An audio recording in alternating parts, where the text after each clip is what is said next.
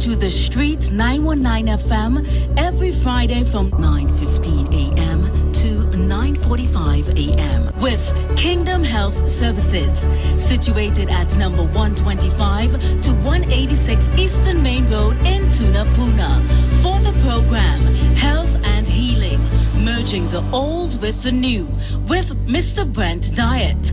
For more information, call 318-7471 or 484-0141 or 360-4100.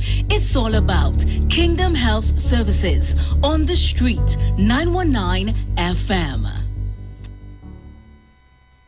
Share the live. Share the live. The Street 919 FM on Facebook and Instagram. Share the live. Iowa George on Instagram. Share the live. Iowa TV and Street TV on YouTube. Share the live. The Street 919 FM. The views expressed are not necessarily the views of the management of the Street 919 FM. The views expressed are not necessarily the views of the management of the Street 919 FM.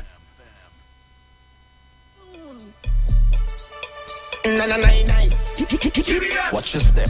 Hey girlfriend, go down in the center, go down in the center, go down in the center, go down in the center. Early Juve morning, waiting for the sun to rise. Hey, mud down and a oil down, most likely I'm in disguise. Jimmy, 1, now I wanna get on bad. 2, now I wanna jam in the center. 3, girl, where your belt back. 4, I wanna jam on your bumper. When I get this feeling, I ask you to rise as we prepare to sing the national anthem of Trinidad and Tobago, and we'll keep standing for the prayer afterwards.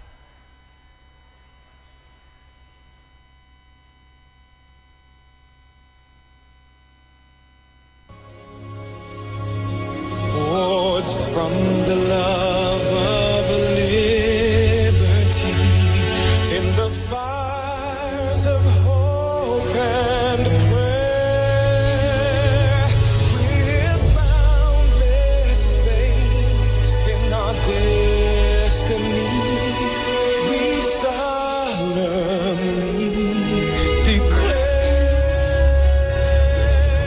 side by side we stand, islands of the blue Caribbean Sea. This our native land, we pledge our lives to thee. Hear every creed and race find an equal place, and may God bless our nation.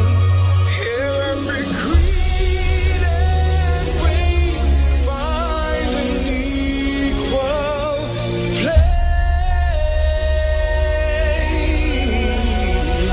place, and may God bless our nation.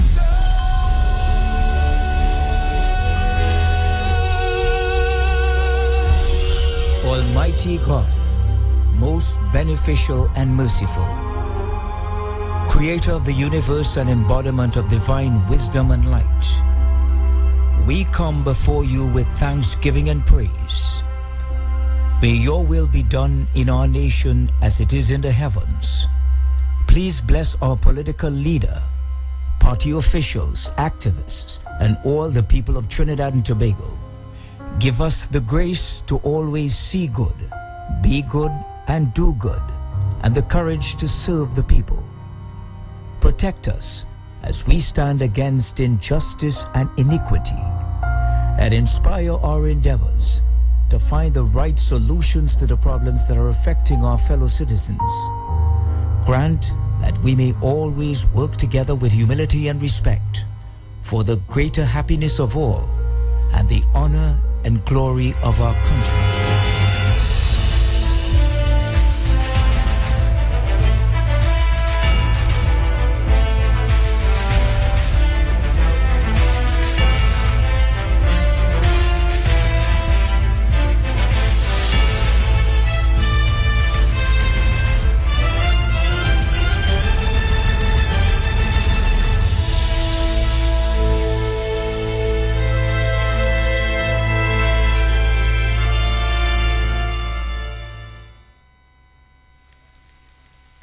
ladies and gentlemen. Good night, our UNC family. How are we feeling tonight?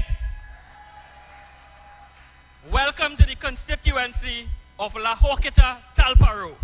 Welcome to the beautiful community of Brazil, and welcome to the Brazil Secondary School.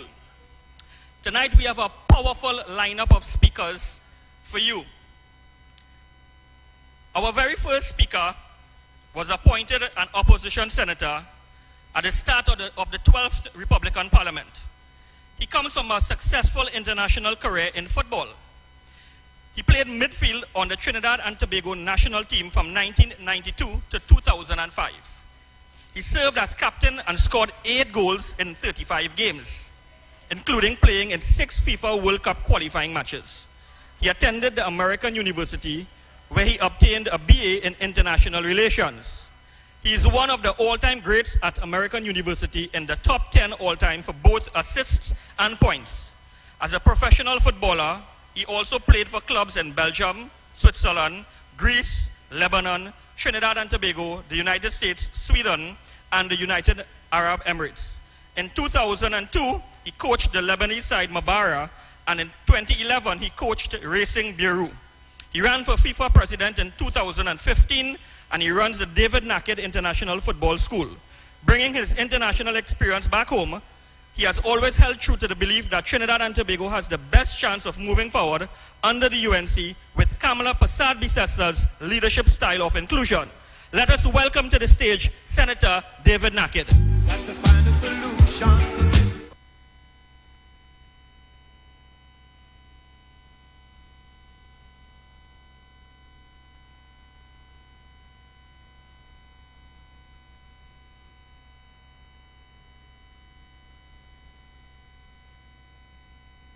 Most merciful.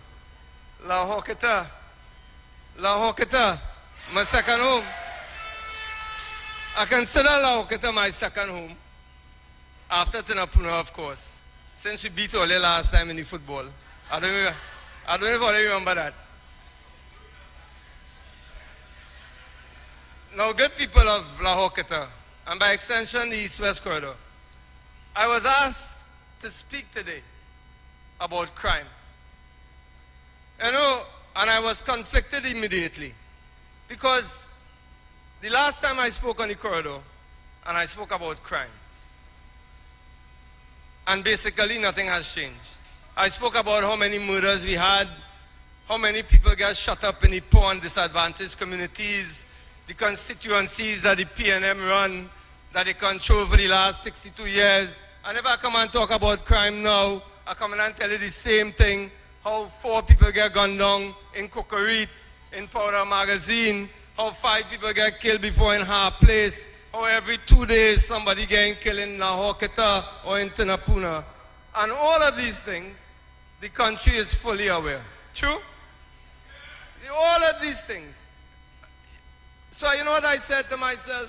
Instead of talking about crime from the grassroots, from the bottom up, I want to talk about crime from the top down, because it's crime from the top down that making sure that every 2 days we have a quadruple murder in Trinidad and Tobago, and that is a fact. So when we're talking about all these little black boys and all these little Indian boys on the East-West Corridor shooting up the place and shooting people, where does that come from? That doesn't come just so. That comes because the PNM, for the last 62 years, and especially in their constituencies, has demonstrated a lack of ideas, a lack of policies, a lack of programs. All of these things we talk about. So let's make it very clear. Let's make it very clear. What policies have they initiated in all these communities that they turn to for votes? That is, when you look at them right now, they're paving the road, they're trying to pave the road. But I know, as Kamala Persad-Bicesta said, they run out of money. Because if you look in Chaguanas, you're just seeing CRM trucks and Junior Sammy trucks moving dirt from here to there.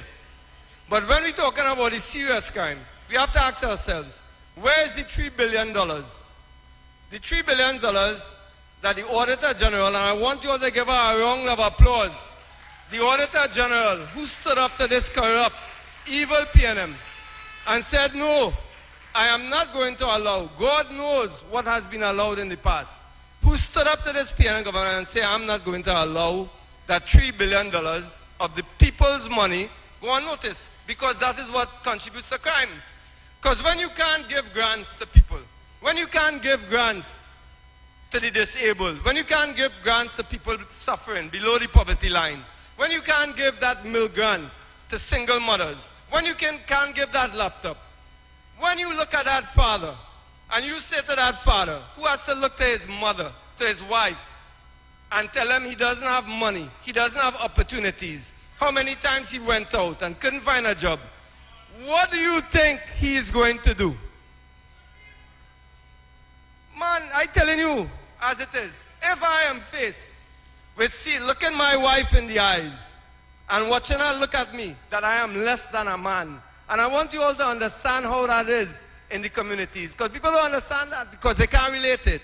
When that man has to look at his wife, his mother, his child, they're barely grumbling, and he cannot tell them why he can't bring food for them on the table, what do you think he's going to do after he going through about a depression, about a insecurity as a man? He will find any way necessary to put food on the table. But we don't look at the reason why we don't have plans, programs, and policies for them. It's all about the intellectual bankruptcy, the moral deficiency of a corrupt, Keith Rowley-led PNM government that has contributed to the crime in Trinidad and Tobago. So when we're talking about crime in Trinidad and Tobago, we have to start from the top, and that is Keith Christopher Rowley. We've had murders unabated. Where's Keith Christopher Rowley? Nowhere to be found. Last seen, they say in Ghana. In Ghana, people dying in 3s and 4s, and Rowley cannot appear to say even one word. And hear what? He will come and appeal to the same people every voting cycle to get votes. And you know, I like to quote from our famous philosophers. We had a philosopher from the Franco-Caribbean side called Frantz Fanon from Martinique or Guadeloupe. And he said, when the colonizers left the colonies, they left the church and they left the schools to make sure that we remain colonized. You know what they left? The British left, when they left Trinidad and Tobago, they left the PNM. The PNM is the most neo-colonial party that the Commonwealth has ever seen. Because all they have done is appeal to race and make sure that their financiers, their 1%ers, get richer and richer. Look at the communities they have uplifted in Trinidad and Tobago. And we have no problem with uplifting any community. Chinese community uplifted under the PNM. Syrian community uplifted under the PNM. But the two major shareholders in Trinidad and Tobago that constitute almost 75–80% of the people in Trinidad and Tobago, they have done nothing to uplift those societies. The Indo-Trinidadian, Trinbagonian community uplifted themselves because they were so neglected by the PNM government. And we have to appreciate that. We should not deny them that. The Indo-Trinbagonian community uplifted themselves. So who we have lagging in every single social and economic index in Trinidad and Tobago? Who do we have lagging? The Afro-Trinbagonian community. In health, under the poverty line, in education. And we have to bring it out.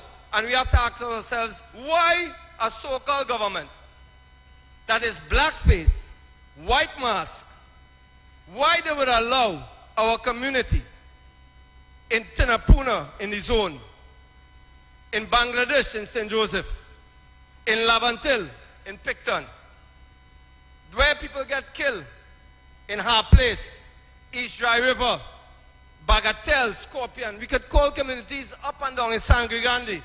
We could call up and down that the PNM has neglected. And you know what? It's not anymore a case of us saying, well, you know, it's not us. Because now crime is affecting all of us. So it's not only for us to look at the crime on the ground. That's the easiest thing to do. That is why PNM don't have a problem.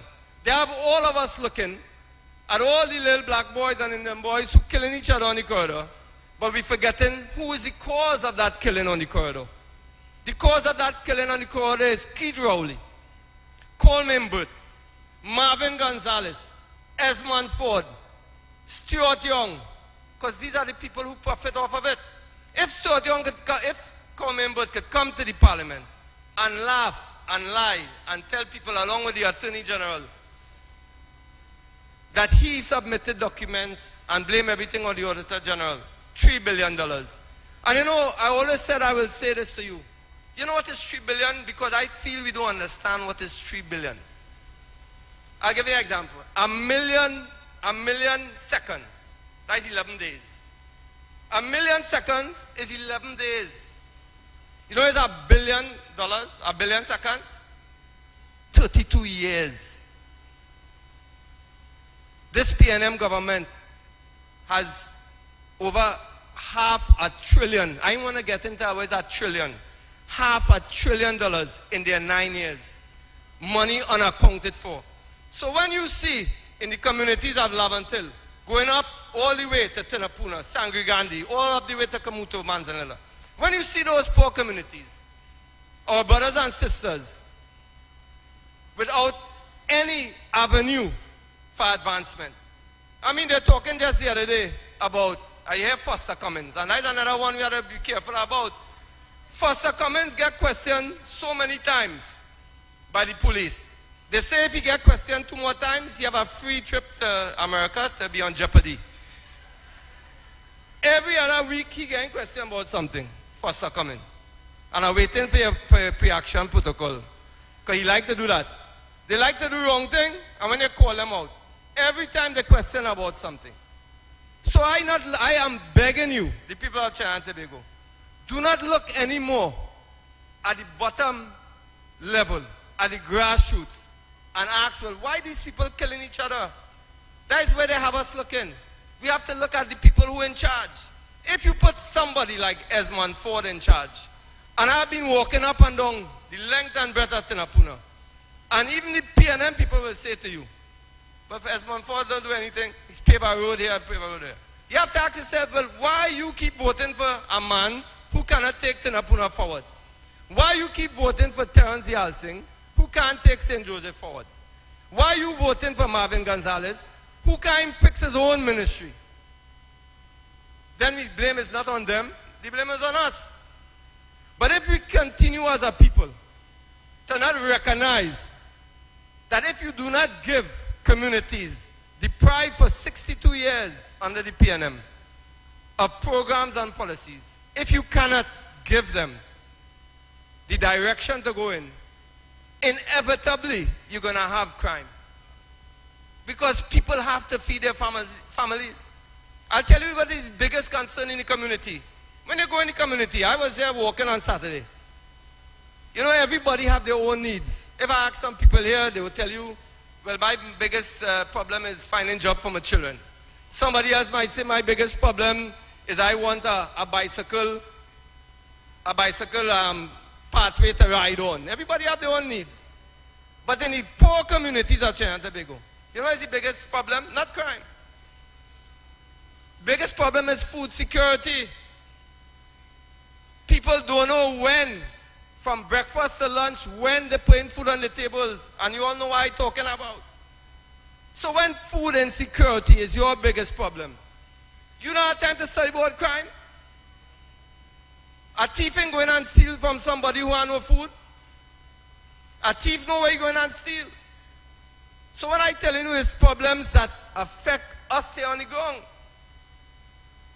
And if Rowley and they don't have the money to put in the communities, and I believe our leader, the Honorable Kamala Prasad-Bisasa, she said this government is a broke government. Because even with 1 year left the election, if you know you cannot put things in place to help the communities, and don't get tired with all the so-called programs they come with MIC, and there's MIC and them going bankrupt and people didn't even know that. They close it down, people go in there and just sign in and leaving. All these so-called programs that the UNC had in place, graduating 3,000 and 4,000 people from the poor communities. You know what is that? 3,000 and 4,000 people graduate from your communities. Imagine the multiplier effect. one person have 2 and 3 in his family. Imagine that's 12,000 people you affect there in the poor communities. When you close down those programs, and then because the election come in, you come with and graduating 300 and 400, what you could do? You already created a criminal class of people. That's what they did.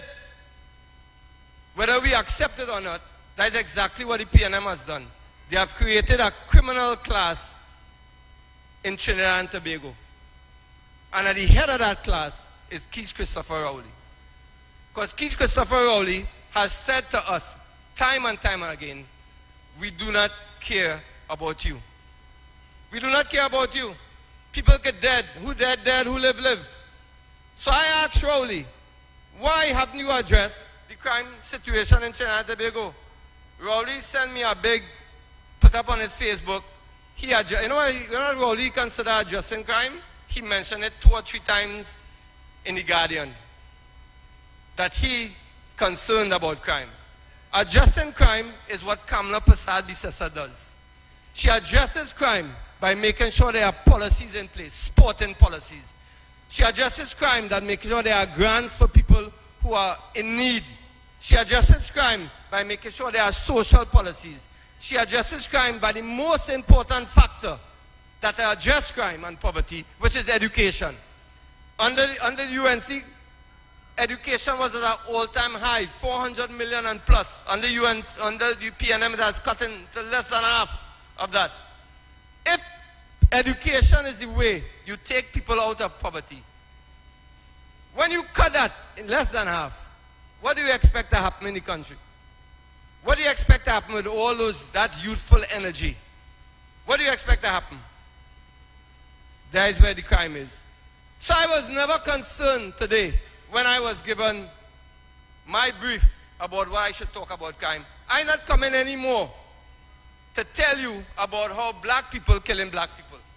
I come in to tell you how PNM killing black people. That is what I come in to tell you about. I come in to tell you about how PNM have no concern for the people of the East-West corridor. And I want us to remain laser focused on that. Don't be distracted by people with 1 year to go to election telling you about our communities. They can tell you in La Hokata about your community, or in St. Joseph, or in Tanapuna. We know about our communities more than they do. So I'd just like to let you know something. I've always felt, people of La Hokata, people of Trinidad and Tobago, that it's incumbent upon us to make sense out of nonsense. We have 1 year to go. All the doubters who are trying to tell us that there's an option, there's an alternative to Kamla Prasad-Bissessar, I am telling you, be very, very careful of those people. There's no alternative to Kamla Prasad-Bissessar with a year to go to election. All of that is distraction. All of that is attempted to make you doubt yourself. Do not doubt yourself, people of Trinidad and Tobago. Do not doubt yourself, UNC. Kamla Prasad-Bissessar has displayed by her track record her love for the people, her love for uplifting people from poverty to a higher standard of life. If you allow yourself to be distracted, pull yourself back and know that under Kamla Prasad-Bissessar, we will take the UNC into government and lift all the people of Trinidad and Tobago to a position where we need to be. And I thank you, the people of Trinidad.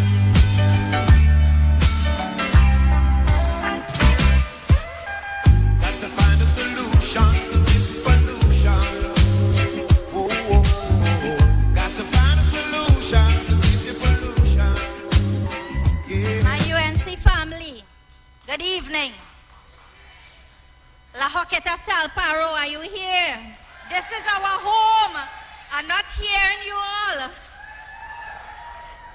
Before I introduce the next speaker, I just want to acknowledge in our presence MP Rudy Indar Singh, Senator Anil Roberts, PRO Kirk Megu, Mayor Meru, other MPs, senators, local government representatives. Our next speaker is a fiery young member of parliament for Barataria, San Juan, and is shadow for the Ministry of the Attorney General and Legal Affairs. Let us welcome our leader, Mrs. Kamla Prasad Bisesar. Let us stand.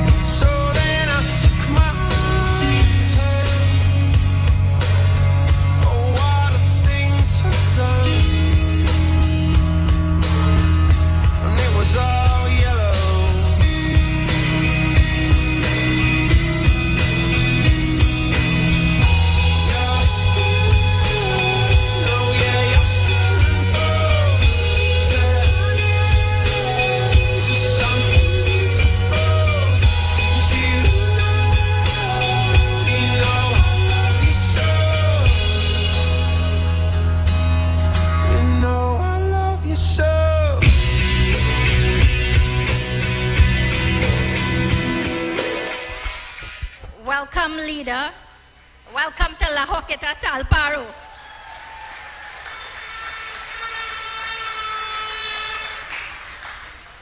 He was first appointed an opposition senator on September 29, 2017, where he served for 3 years. He was subsequently elected to the House of Representatives in 2020 as the youngest MP in the 12th Republican Parliament of Trinidad and Tobago. A brilliant law student, during his time at Hewden Law School, he represented Trinidad and Tobago as a prosecutor in New York. There, he won the award of Best Prosecution Brief, defeating some of the top law schools in the US and Canada. He was coached at this competition by the late Dana Sitahal SC, and he completed his in-service training at Sitahal's Chambers. He graduated from the Hewden Law School on the Principal Roll of Honor and won the Justice Wendell Kangaloo Advocacy Award. He is an attorney at law, having been called to the bar in 2014 and has experience both in criminal and civil law. Let us welcome MP Saddam Hussein.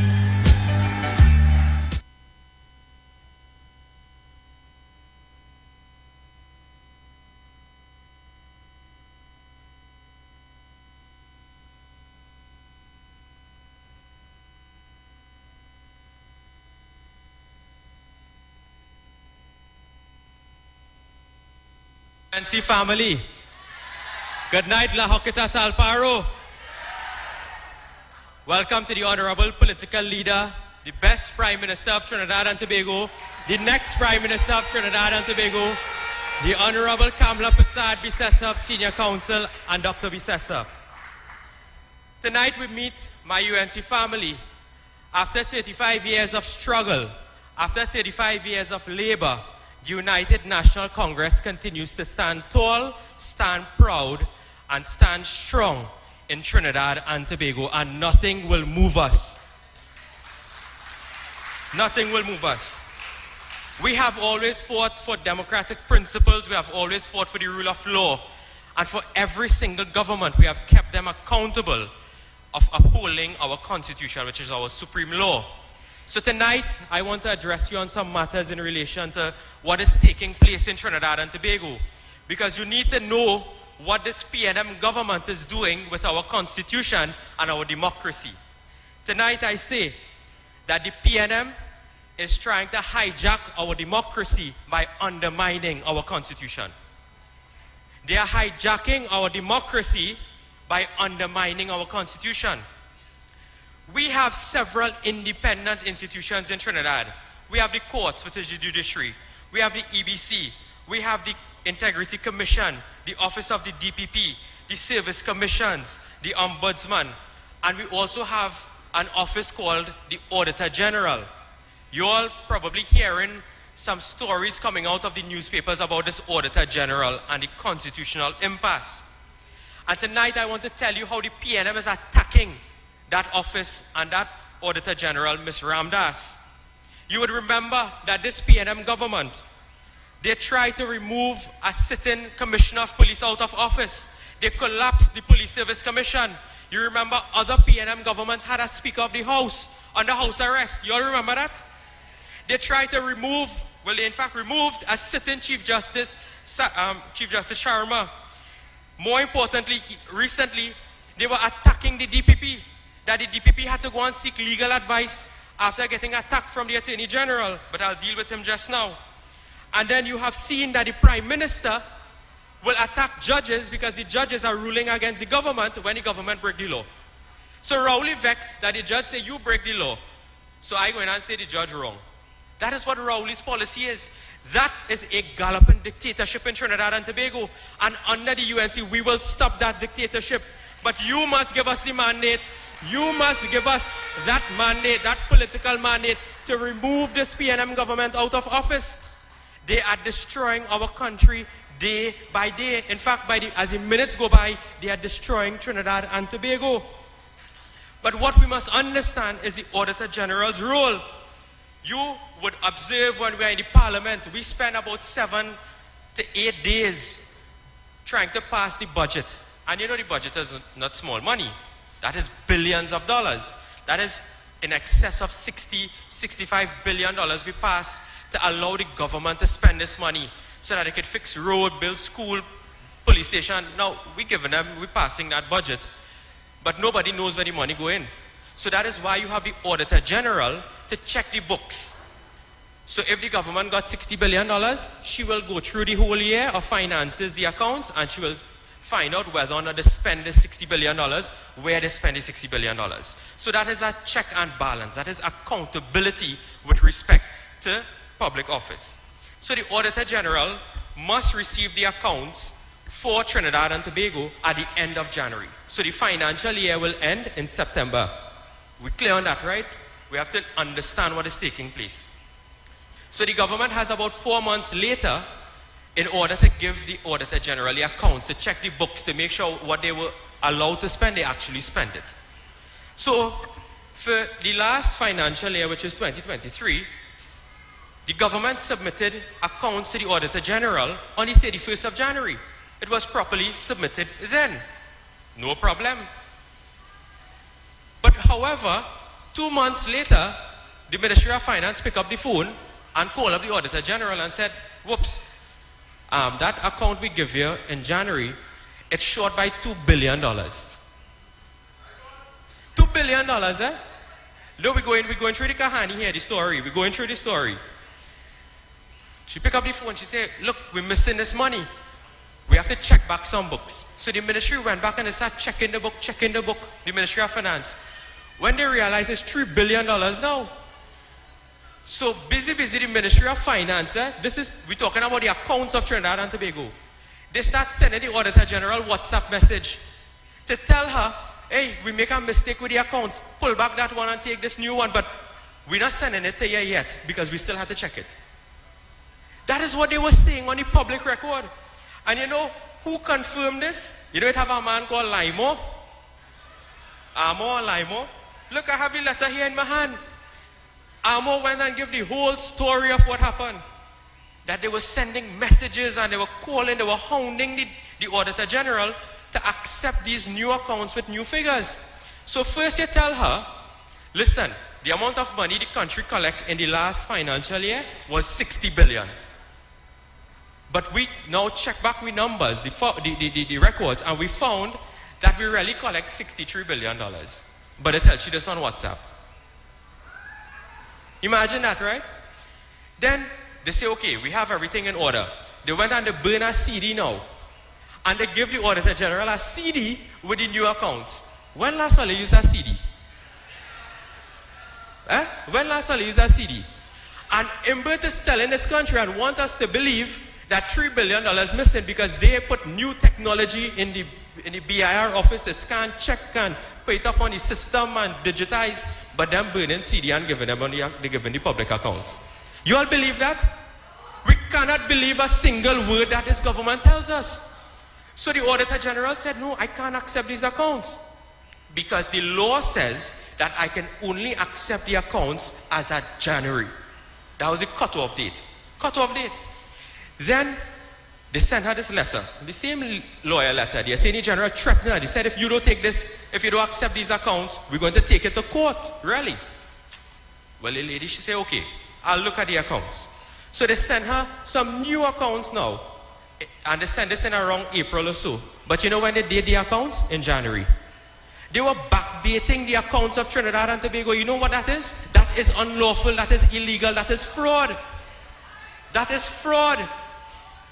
So the Auditor General said, okay, I'll send my auditors in the ministry to find this $3 billion all they're talking about. You know when they went in the ministry, you know what the Auditor General found? She found nothing. She could not find the $3 billion. So that is why today $3 billion is missing in revenue in this country. So the question is, where the money gone? Where the money gone? That is what we have to ask this government. And busy, they run in the parliament. So the Auditor General, she signed off on the report and she sent the report to the Speaker of the House, the President of the Senate and the Minister. That's a duty in law. So when we met in Parliament on Friday, the Speaker called on Minister Imbert to lay the report because the report is on a table in front of the Speaker. Well, she said, Minister of Finance, this is what Imbert did. She said, Minister of Finance, again. I don't know if he was short of hair or whatever it is, but the Minister of Finance did in fact disrespect the authority of the House. Could you imagine if one of us did that, what the Speaker would have done to us? They would have pelted me out of the Parliament long time, you know. But Imbert was allowed to disrespect the authority of the House. He disrespected you because that is the people's house. Then they come to extend the time for the report, but the report completed. What you extended the time for? What are you extending the time for? The Auditor General said, if I can't find the money, they come for an extension of time. To do what? To tell us you can't find the money in September this year? It makes absolutely no sense. And that is why the Auditor General today is fighting back. They are sending her legal letters. They have about 3 or 4 different lawyers. She went and hired Anand Ramlogan. And when that happened, right? When that happened, more like he started to sweat. So he said, before I was going to pay legal bills, but when I hear Anand, I as a senior counsel, I'd have to go and get advice from a senior counsel whether I could pay your senior counsel. That is exactly what happened, you know. So he wasting money getting advice to see whether or not he should pay Anand. That making sense, Trinidad and Tobago? That not making no kind of sense. And this is the kind of people Rowley have running our country. We must get them out. La Hoqueta Talparo when the election date is called. Take La Hoqueta Talparo out of foster care and put it in the care of the UNC. Put it in the care of the UNC. So let me put the Auditor General issue aside because that is a burning topic. But I have another matter that I wish to raise with you here tonight. I have in my hand a copy of a memo from the Office of the Commissioner of Police, Ms. Erla Harewood Christopher. And this memo has a subject and it's called Request for Consultation and Stakeholder Comments on the Firearms Control Bill. So they want to change the law for gun ownership in this country. But here what they want to do. They want to do 2 special things. I wish if I had more time here tonight, I would have given you all the whole story about what they're doing. But I want to focus on 2 issues here tonight. And those 2 things is that, the first is that they want to create something called a gun-free zone. You know what is a gun-free zone? It means that even if you have a legal firearm, you cannot go into that place. And these are the new gun-free zones. The Parliament, courts of law, schools, colleges, universities, childcare centers, places of worship, community centers, banks and other financial institutions, taverns and bars, and any government building that is deemed to be a free zone, a gun-free zone. Now, let's analyze this thing. So a businessman going to the bank to withdraw money, where he going to keep his gun? He can't go in the bank with his gun, you know, because that is a gun-free zone. And you know who will know that? The criminals. So what you are doing is that you are increasing the risk of this man getting robbed. Because the criminals know when he leave the bank, he have no firearm on him. Because the firearm either home or it's in a police station. Agree? So that is what they want to do. They are exposing people to risk. Imagine a businessman or somebody who has a firearm. Get a call, he on the road, he has his firearm on him. Listen, your son in school, he probably get beat up because we know what's going on with the school violence. He can't go in the school with that firearm. He have to go in a police station first, go home first, and then go in the school to treat with the emergency. That is what they want to do in this country. They want to create gun-free zones. What they are doing is that they are cracking down on legal gun ownership and allowing illegal gun ownership to spread rampant to this country. So it makes no sense to have a legal firearm in this country anymore. So that is why when Kamala Persad-Bissessar says to free up the regulations and stand your ground, it means that you have to protect the citizens. Because what Rowley and his government want to do through this bill is really water down your ownership of a firearm. Imagine you have to go to church in the night, or you go to the temple or the mosque, and you're going home in the night. The bandit know you don't have no firearm with you, you know. So you know where's your position. And that is the risk that they're exposing people in this country to. And that must stop. Look with the issue with the schools. When they were shooting around the school, you all remember the Rose Hill RC school? When the children were under the table? What it was, a man with a legal firearm shooting? It was an illegal firearm. Where are the policies to get the illegal firearms off the streets? That is what we have to ask this government. It's not about the legal ownership of firearms. It is the illegal ownership of firearms. Then they want to have a new thing called, something called the Firearm Licensing Board. So in the country, the law is that the Commissioner of Police will be the only person who can give you a firearm license. They now want to introduce a board. And what they're saying in the letter is that, this is what Amo is saying in the letter. He said the establishment of a firearms licensing board to limit the discretion of the Commissioner of Police granting license. So what they want to do is that when this board make a recommendation, the Commissioner of Police have to rubber stamp that recommendation. Who you think they put in on that board? Who you think they put in on that board? They put in their old P&M operatives there on that board to grant firearm license. Why are you taking out that power from the office of the Commissioner of Police? Because what? You don't get a commissioner you don't like? Is that the problem? That is not how our democracy runs. We have to respect the rule of law. And we will stand our ground on this particular piece of legislation. Because this piece of legislation, they should take it and throw it out in the dustbin. That's what they should do with this. Because this limiting the office of the Commissioner of Police and exposing people to additional risk in this country is a recipe for disaster. And we will stand with the law-abiding citizens of this country. We have already indicated our policy. We are going to introduce laws to stand your ground so that we could fight back against the criminals. Are you all in agreement with that? And the only way that could happen is under the leadership of Kamala Persad-Bissessar and a new UNC government. So I thank you very much.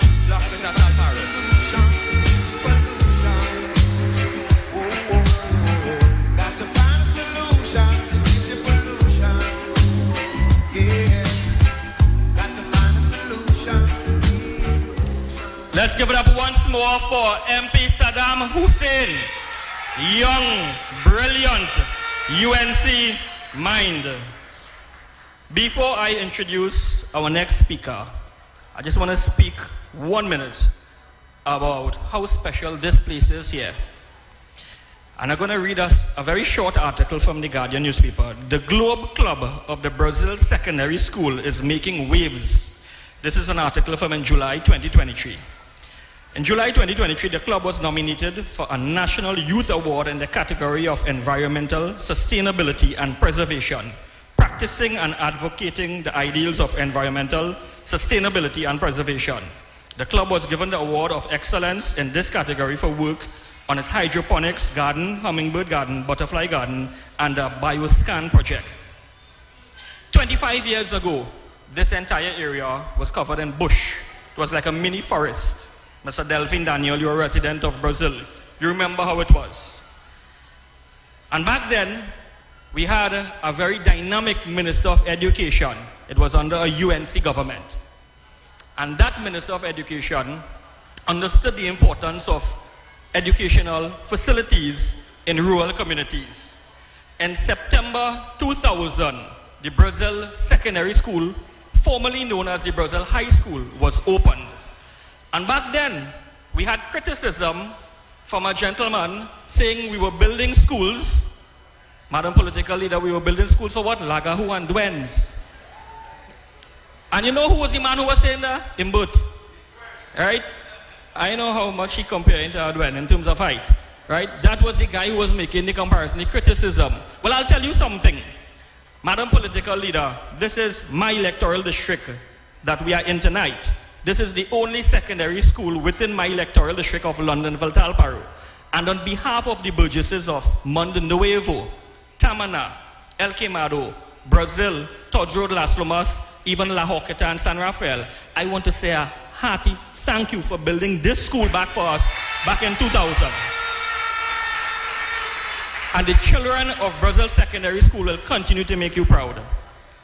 Our next speaker is a nationally and internationally known, he's nationally and internationally known as a swimming coach, sports commentator, and a media broadcaster. He is well known as a swimming coach of Olympic bronze medal winner George Beverly III, and as the host of nationally popular Douglas Politics, one of the most listened to talk shows in Trinidad and Tobago. He was first elected to the House of Representatives in 2010 as the Member of Parliament for Dabadi Umera, and was appointed by Kamala Prasad-Bisesa as Minister of Sport and Youth Affairs. Under his ministership, Trinidad and Tobago secured the highest number of medals at the Olympics in our history in 2012. In 2020, he was appointed as opposition senator of the 12th Republican Parliament. To this senator, I want to say thank you for illuminating the numerous grounds within La Joqueta Talparo, a powerful voice for the United National Congress. Let's welcome Senator Anil Roberts.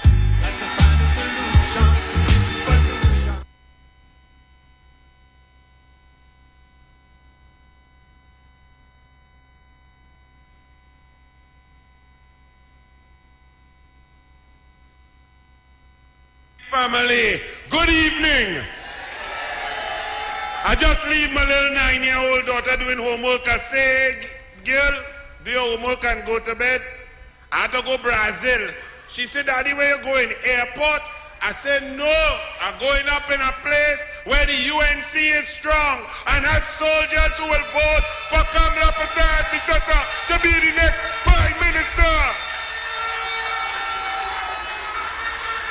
Every time Saddam Hussein talk, I just had to talk a little bit about what he talked about because he always bringing sense to the table. Imagine a commissioner of police putting forward a document to remove power from Shiwak. That is how sick the PNM is. She taking a document, put she logo on top. She in charge. She have the discretion.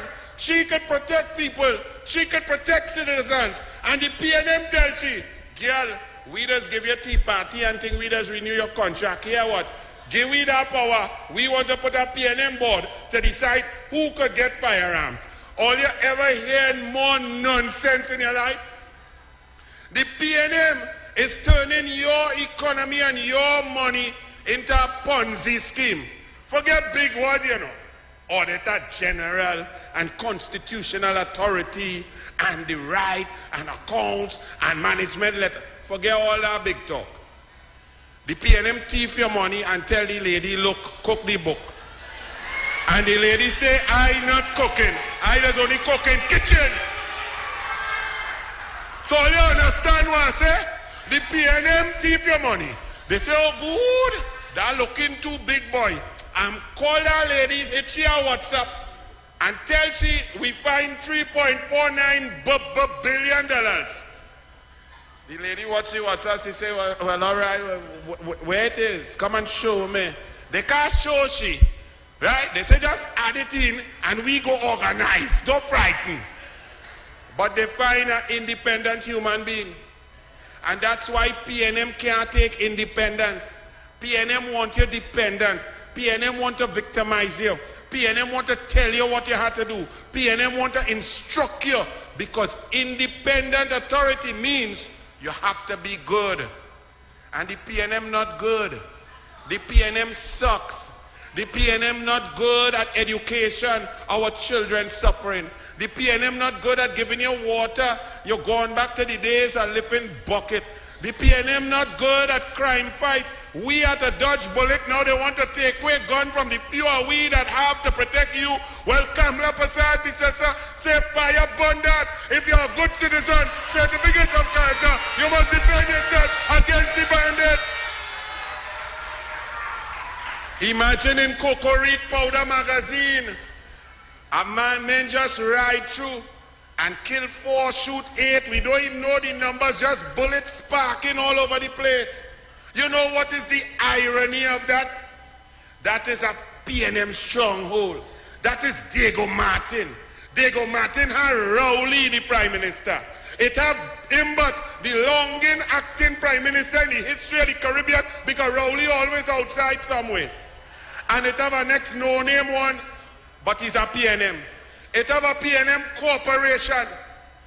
And when you know that right there in that Powder Magazine, I was fighting since 1989 to build an aquatic center for the youth in that area, for children to swim, to identify talent, to earn scholarships, to move out. And John Rahal, who's Rowley good boy, Rowley chairman of the party, Rowley fella, Rowley and Renaissance with Joseph Rahal, big friends. They said, over your dead body, we gonna let you build a pool there. That land is too valuable for children to swim. That land is so valuable, but don't worry. Roberts are lawyers as much as Kamla and Freedom Law Chambers. And we fighting the PNM in court right through. But had you put that sporting facility, education, homework centers, also if Kamla Prasad Bissessa was the Prime Minister to give differently able sport camps, education, coaches, them shootout would not have taken place. The PNM leaves people at the mercy of bandits, and then they tell you, don't vote for Indian. All you ever hear anything making less sense? We are Trinbagonian. We are not Indian and African. We are Trinidad and Tobago. We are Christian and Hindu. We are Muslim and Baptist. We are Orisha and we are Jah Rastafari. We are Chinese. We are Syrian. We are Trinidad and Tobago. And the time is now that each and every one of us must realize the PNM has been unmasked and we must unite. So no amount of cheating, no amount of control, no amount of EBC friend could help them. We must beat them straight down from Carnage up to Matlot, down the center, to Labre, to Manzanilla, to Mayaro. The whole yellow must spread across the country. Now if all you find a vex tonight, it's because things get a little bit more serious for me. I tell all you about my little daughter who's 9 years old. But I have a big daughter who will be 27. Today, her boyfriend of 7 years called me at 8:35 a.m. He said, Uncle, will you be home around lunchtime? I say, I'll be dipping in to eat something. I'll reach home at 12:35. He said, Uncle, I had to come and discuss something with you. I say, okay, my brother. Well, I hang up and my hands start to shake. Because I know him 7 years, and we don't really discuss like that. If he come, he eat a food, he go, we line, he come with my daughter, and I realize there's something happening. And so said, so done. He came and he asked me permission to marry my firstborn beloved daughter. Now, while the normal reaction is to clap and say yes, In a country run by Rowley and the PNM, I get frightened. So all you out here to get serious now, because it could have grandchildren coming. And if I had to have grandchildren coming, our next generation cannot live and survive under this tyrannical, oppressive, disgusting, nasty, divisive PNM. So I have to call on all of you now to wake up across Trinidad and Tobago, spread the gospel of the UNC, spread the gospel of Kamla Prasad Bisesa about your money. I sat in the Senate on Monday the 29th. And you must understand, part of my love and respect for Kamla Prasad Bisesa is that she's an attorney at law and a brilliant one, and a senior counsel. Because I came from a family of lawyers, mother lawyer, father lawyer, two brothers that share the womb with lawyer, my son is a lawyer. But when I sit down in the Senate, and I look across the Senate, and I see a so-called PNM lawyer called Limo, a dishonest, lying perjurer who went in a court of foreign jurisdiction and signed an affidavit fraught with lies. If all you go by the police and lie, if the police stop you for speeding and you lie, you could get extra ticket. This man gone in Florida and lied on the place and signed that, and still calls himself the Attorney General of the Republic of Trinidad and Tobago, the titular head of the bar. But this man worse than that. The man worse than a liar. Because we came to debate this Auditor General, sorry, I'm using big word. This old thief thing, the PNM thief all your money, and they come to organize the fixed and cookery books. And call him the Dwayne Imbot, the worst Minister of Finance in the history of the Caribbean. The man who built stadium as an engineer and it fall down in Grenada. He built condominium in Diego Martin, it fall down. He built wall in Maraval, it fall down. He tried to get tall and he fall down. This called me but stood up there and tried to cast aspersions on the character of the Auditor General, saying she lied because his officials at the ministry didn't backdate nothing. And he have documents to show the real date is April and all of that. Man went on for about 8 minutes. And that Attorney General Limo sat there with his face like concrete, like the obia stick it. It like garlic couldn't move it. And he had in his possession a letter from the Auditor General saying and showing it as evidence the two separate sets of accounts. In tab 1, the attachment to the letter that Limo received on April 17th showed the original accounts with 61 billion, Bubba billion.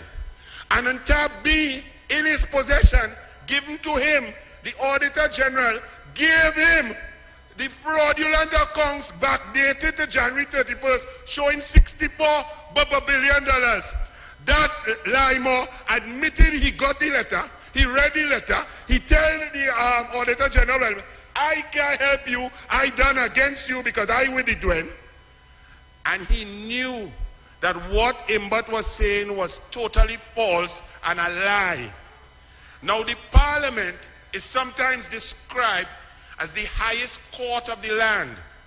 And when an attorney goes in the court and lies, they should be disbarred, they should be removed. And Limo knew that he hid evidence. He kept evidence away from the independent senators. He kept evidence away from the opposition. He withheld evidence from the people of Trinidad and Tobago to cover up the PNM set of old thief.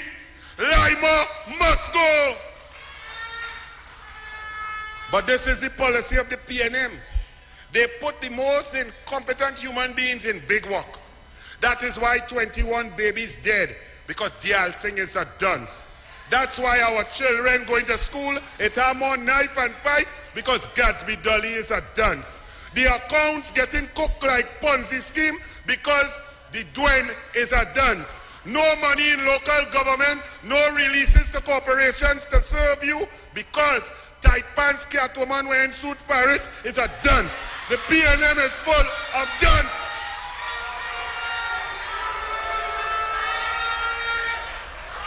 All the PNM could foster is a set of dance. And all you in La Hoqueta Talparo, all you fostering the biggest dance. Foster Cummins. We are too intelligent. We are too bright to allow the PNM to divide us, to make us vote for dance. When you go home, look in your mirror, look at your neighbor, go to the market, go in the pharmacy, drive down the road, go to school, and talk to everybody and ask them, we bright or we dance? Because if we bright, the code is yellow. If we bright, we don't want Ponzi scheme. If we bright, we want more school. If we bright, we want more grants. If we bright, we want better energy sector. If we bright, we want more US. If we bright, we want better roads. If we bright, we want water. If we bright, we want less crime. If we bright, we want more soccer. If we bright, we want more sport. If we bright, we want more textbook. If we bright, we want more grant. If we bright, we want baby grant. If we bright, we want Kamala! We want Kamala!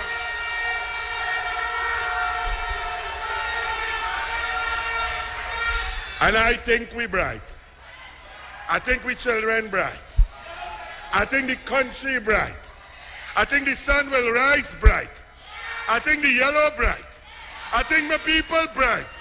And when the election bell ring, we will vote UNC right across the country. God bless. Stay strong. Good night.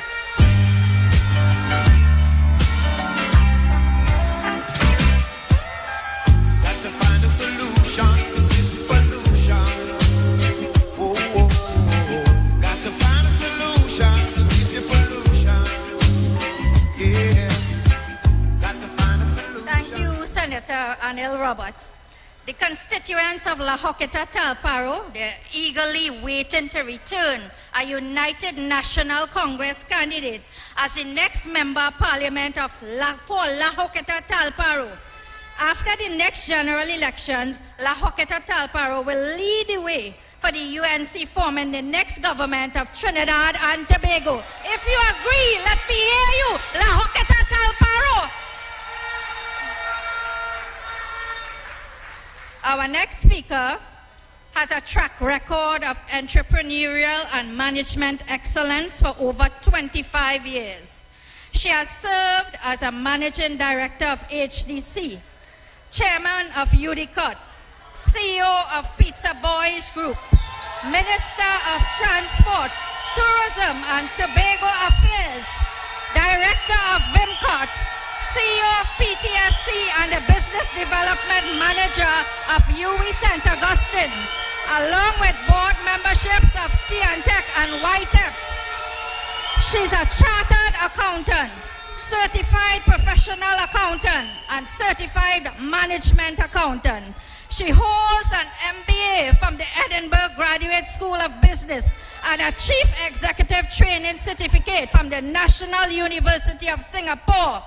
She is known in business circles as a high-energy, innovative manager who burns the midnight oil to get projects done. And I can tell you that is true. We all know her in the UNC to be the same way. A woman with a lifetime of service to the people of Trinidad and Tobago. Please welcome to the stage, Senator Jolene John.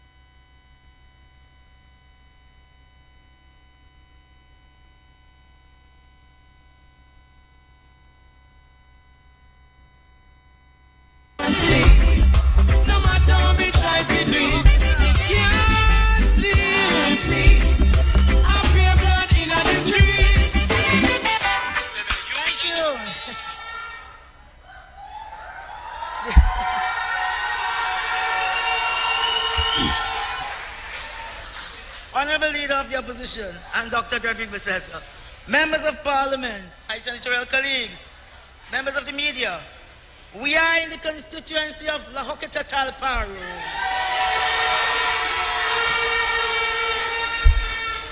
The LHT war room has showed up. Thank you. Ladies and gentlemen, thank you so much to the honorable political leader for placing the constituency of La Hoqueta Talparo high up on the agenda, the UNC's agenda. I want to thank the best team in politics, loyal, hardworking, consistent. They're amazing, LHT. Thank you so much. Thank you so much. Thank you. They don't back down. Leader, they don't back down. The war room is here tonight. Thank you so much. Thank you. Thank you so much.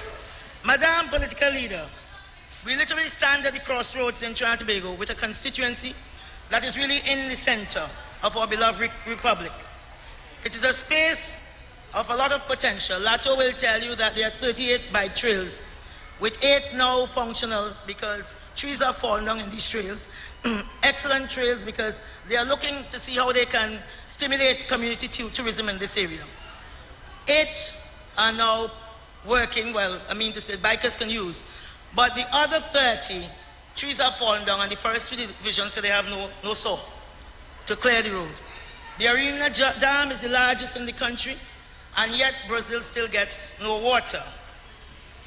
The constituency in communities such as Tamana, El Comado, Monte Nuevo, and Mamaral produces the finest cocoa in the world. And there is the historical site, San Francisco, located in Arena, San Rafael, which is credited with the first uprising against colonialism in Trinidad. And as our dear MP, Saddam Hussein told you, probably you have to have an uprising to get out of foster care also. As promising as this constituency is, the promises remain unrealized and residents face a lot of daily challenges.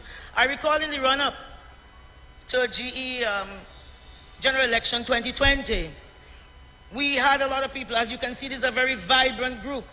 This is a hard-working team. Sitting in this room, Madam Leader of the Opposition, are 17 party groups, active party groups, 17 active party groups. And the constituency of La Hoqueta Talparo stand on their shoulder. They can mobilize as no one else. And as all these MPs will tell you, when La Hoqueta Talparo show up, the thing now starts. And they have showed up tonight. They have showed up tonight. I recall telling many young people who visited our campaign office at the time that we thought we were on the road to victory. I said, I'll be in this office, that is our campaign office, at 4 a.m. the next morning, should we have won the election. I will sit with you, because I want to hear where you are, I want to hear where you want to be, and then we're going to deal with the gap. We did not win, and literally you people, or most of you here from the constituency, when we took down our campaign banners, immediately what went up was a banner that La Hoqueta, that particular location, will become the Dubai of Trinidad. It was alleged that residents, if they give $1,000, they'll get 10,000. If they give 10,000, they get 100,000. It is now public record that the long lines waiting for this incredible financial miracle have mostly lost their money, proving the adage that what is too good to be true is too good to be true. So I hope this time La Hoqueta Talparo would have woken up. I have been to Dubai several times, and its economic success is built on vision, mission, ambition, hard work, unrelentless hard work of many, not on simidimi. What the moment in 2020 taught us is that people are truly searching for something. It demonstrates that people are searching for relief. However, without putting in the hard work to attain sustainable reality, citizens are susceptible to simidimi, to abracadabra, to heartache and cynicism, the feeling of being left out and left behind. And having said that, I want to correct the record of Senator Nakid when he said he won some football match. That is only in his imagination. Madam Leader of the Opposition, we beat him coming and going in that football match. As a matter of fact, he was beaten by a girl because the coach of our team was the former coach of the national football team, Miss Maylie Atkin, And as a matter of fact, she's listening right now in Atlanta. And she said, why is David Naked lying? And I said, males, I'll correct that record. So she was listening.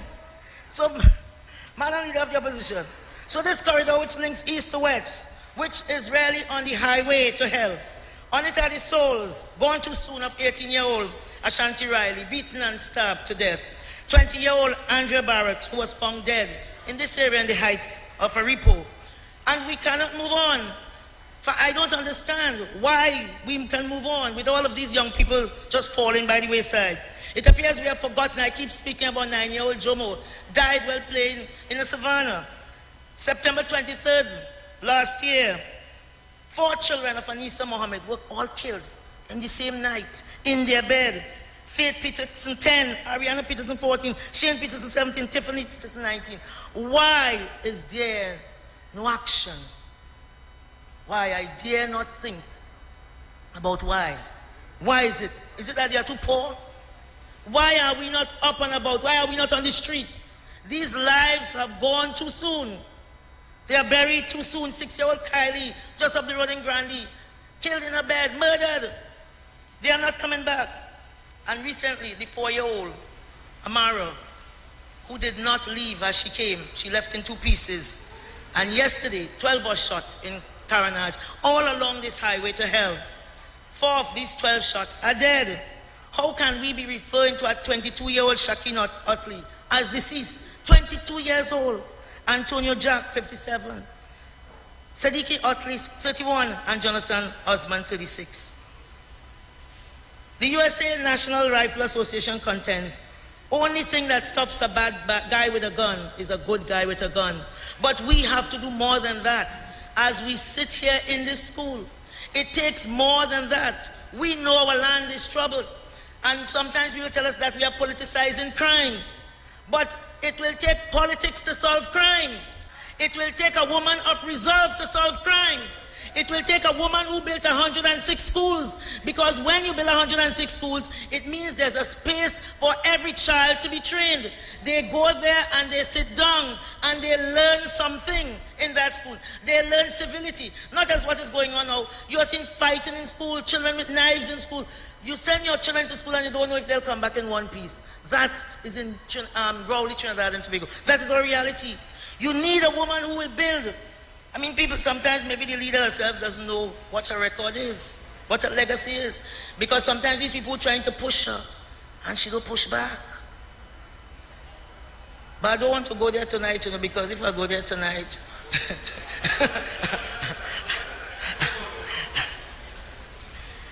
For the period 2010 to 2015, 8,521 housing units were delivered. 8,521 were delivered. We handed into people's hands 6,438 keys. It meant 6,438 citizens had a place to call home. We opened HDC on a Saturday morning, on a Sunday morning, at 6 o'clock in the morning, so people could pay before they went to work. This is not pie in the sky. This is not about using your imagination. It means people having a place to be proud of. This was the vision of Kamla Prasad Bisesa. Every week we showed up, handing out 100 keys, and I'll say it over and over. 800 members of the protective services got keys. It meant police, fire services, army. They got keys, 800 during that period. Ask them how much they're getting now. When we opened a new site, we look at it on the cadastral and we put what is called a ring of fire. You look at the new sites we open, you don't hear about crime. I'm not saying they don't have problems, but you don't hear about the crime that is happening in the other areas. Because we had police bordering all 4 corners, living there as a neighbor. You didn't have to call the police was your neighbor. We handed out 380 keys to persons who had been waiting for 14 years and over. When big man got in the keys, they were lying helpless in Dr. Munilal's arm. It's been a long time coming. It's been a long time coming. 380 of them got keys. Right here in Greenvale, just down the road there in Greenvale, we handed out 120 keys for the differently abled under the instruction of Kamla Prasad Bisesa. And they're saying, people are telling us No, she can't. When they say no, she can't, what we have to say? Yes, we can. Yes, she can. 120 keys. The people just don't at Greenvale there. You know what happened? We did not just hand them the keys. We retrofitted those houses under the instruction of the then Prime Minister. We brought cupboards down. We lowered the bars in bathrooms. We built ramps to ensure their lives were made manageable and they had a little bit of independence. That was all the vision of Kamla Prasad Bissessa. You think that has gone anywhere? Do you think she's not a visionary? Like when you're going to sleep, is Kamla not a visionary? Yes, she's a visionary. It was the same Kamla yesterday, it's the same Kamla today, and it's the same Kamla we're going to have tomorrow when we vote into office. She was there standing like a rock. Whether it was arson or fire or flood in Diego Martin, she put on her boots herself. She wasn't out flying to where are we going now? I don't even know. Like we had to put up a map and he just throw that and say, where am I going to go now? Because Rowley's a never see, come see. I've never seen that. Just wasting time, goes everywhere and brings back nothing. Brings back nothing. Wherever there was a landslide, Kamla Prasad Bissessa will show up. Recently, you would have heard us an argument about this hospital called the IWER Children's Hospital. In 2015-2016, when citizens were demanding them to open it, the PNM lied. And Robert spoke about the lie, Senator. Lied and said, the hospital can open. It was a lie. What happened then? We had 21 children dying, and now Trinidad and Tobago is ready to hear the truth. Because I am telling you, Trinidad and Tobago also enabled those lies, you know. Trinidad and Tobago enabled those lies because they know the truth. Because that hospital was fully loaded, ready, and we were commissioning it. Dr. Bodo is here. He was the chairman of the Southwest Regional Health Authority. He was the client. The hospital was ready, it had everything. And even today, when you're looking at a young lady, she's not an actress, she's a biomedical engineer, going to the hospital, talking about all of the facilities, including the NICU. What does D.L. Singh say? He says it's aspirational. Even in the face of the truth, D.L. Singh is lying. But you must not believe D.L. Singh, even if they notarize his tongue. He's a liar. They could notarize his tongue. Don't believe him. I mean, in America, there was the first president, George Washington, who said, I will never tell a lie. But D.L. Singh and Rowley could never tell the truth. They are known and certified liars. And they have lied to you and they continue to do that. So the IWER Children's Hospital was on track.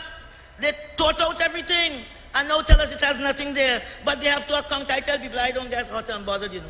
A man the other day called me, very senior professional in this country. He said, Jill, you know, they get all your act together now. Because he voted for Rowley in 2015 and 2020. He said, but in 2025, I prefer to cut out my finger than to vote for Rowley. I hope more cut out the finger. That is what is happening. So when they are telling you, we are not good enough, we can't make it, tell them talk for yourself. If you are a loser, you stay that way. If you can't make it, you stay that way. If you are done, join the PNM. But I know La Hokita Talparo, this LHC team is ready. Is ready. You are ready. You're ready. You're ready. So don't be distracted by those who have placed their agenda in the public domain, claiming that the UNC is on a downward slide. I don't know of any organization, and you would have heard my CV. I have run big companies for my entire career, so I know companies. And I have not known of any that could do what this UNC does. Every week you're in a different location. You pick up, you pack it up, and you move elsewhere. Of course, LHC is the biggest crowd. Of course. You know, we like Texas, everything bigger in LHT. You understand? But notwithstanding that, every week to be doing that, every week to have our MPs and senators prepared for press conferences and deliver so well. We are always in the media. How does that happen? That happens because of leadership. It doesn't happen just by guess. It ain't no simmy-dimmy, Jumbi don't come in the night. That happens because Kamla calls me in the night to go through the schedule to find out what are we doing next. You have to give an entire schedule. And we keep moving. Is this a crowd that cannot win? But I tell you, all you're going dead on me. LHC, are you coming to wave flag and joke? Are you going to win the next election, LHC? Yes. So, I tell all those who want to contest, as Peter Tosh said, if you live in a glass house, don't pelt stones. Right? UNC is not anonymous. It is embodied in Miss Germaine Talparo, Manny from Monte Nuevo, that is UNC. Mr. Sahel in Mirage from Las Lomas, Khadija from Jacob Hill, Tuffy in the farming section. And God will have to forgive me if I call our queen, Miss Barbara, name tonight. And Miss Barbara Ragbil of Wallafield. Tonight, Barbara works hard and wins the PDs in Wallafield. Not for the UNC, for all of us. Tonight, the hard-working team of Laokita Talparo stand on the shoulders of, as I said, the 17 party groups. They are the best version. They have been waiting to be administered their oath. They have been working, but they have been waiting to be administered the oath by our honorable political leader. And tonight you will have that privilege. They are the best version of UNC. And tonight I thank them. Because unless you work with the UNC people, you will never know how sweet it is to be loved by you. How sweet it is to be loved. Yes. I'm telling you, I'm not telling you we are perfect in LHC. What we have is a perfect commitment, where everyone understands the mission. As any other team, there is conflict, but it never spills out into the streets. I must confess though, most of the complaints come about Ryan. Everybody complains about Ryan, okay? So that's most of the complaints. We treat issues internally. Sometimes it is not settled to everyone's satisfaction, but we know we have a bigger vision, because we know our cause is just. We cannot tell Brother Neville, John of Arima, Ryan Diaz, Nigel Moses, I saw them on the side there. What's her name? Crystal Hussein of Arima, they cannot win. Every day they are out on the road. They are out on the road in Arima working hard. Because if you work hard, then of course you can't expect to win. You only can work through hard work. And they are doing the work on behalf of all of us. UNC, we did not come this far only to come this far. We did not show up here in our huge numbers tonight by guess. I ask again, which organization in Trinidad and Tobago can week after week hold so many events successfully, keep motivation and work ethics high? In the marginal, it is a different story. You ask Senator Nakid, ask MP Hussein, ask Anil Roberts, ask Vandana Mohit, ask MP Michelle Benjamin. We don't have it easy. However, we keep working for whom? For all of us. I don't have all the answers, but I know again we did not come this far, only to come this far. So like the rock star Pink said, hold strong. Throw your head back, UNC, and you spit in the wind. Let the walls crack, cause it lets the light in. Let them drag you through hell. They can't tell you to change who you are. That's all I know so far. And when the storm's out, you run in the rain. Put your sword down, LHT, UNC. Dive right into the pain. Stay unfiltered and loud. You'll be proud of that skin full of scars. You know why? You have fought a good fight, and you have run a good race, and you deserve to win. And that's all I know. I love you, LHT. I love the UNC. I thank you so much. Thank you. Thank you. I wish someone would have told me that this life is ours to choose. No one said.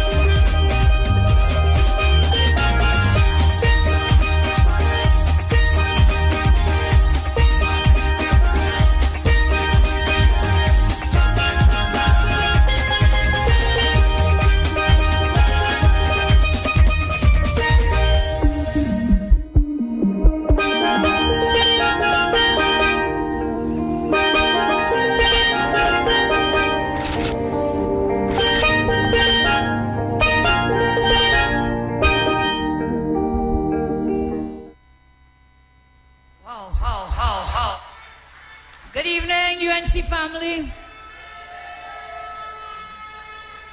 La Hoqueta Talbaro.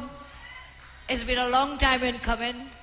I haven't been here for quite a while, so I'm very happy to join you tonight, and we thank you for this wonderful welcome to the UNC team. So give yourselves a round of applause. Thank you, everyone. Thank you to our two chairs for tonight, Chairman of the Kuva Tabaki Talparo Corporation, Ryan, and Councillor Balmati. Let's give them a round of applause and thank them. The one and only dynamic Deputy Political Leader, Jalen John, Senator John. The MP for Sama Barataria, Saddam Hussein. I think you are the youngest MP. He's the youngest MP in the parliament. And his face is still fresh. Still fresh and young. Bright young man, Saddam Hussein. Senator David Naked, boy, I don't know which football match you lose or which one you win. So I'll have to launch a probe. Some kind of investigation into that. Brilliant senator who fights for us every time, every place, everywhere, Senator Naked. And what do you say about Senator Anna Roberts?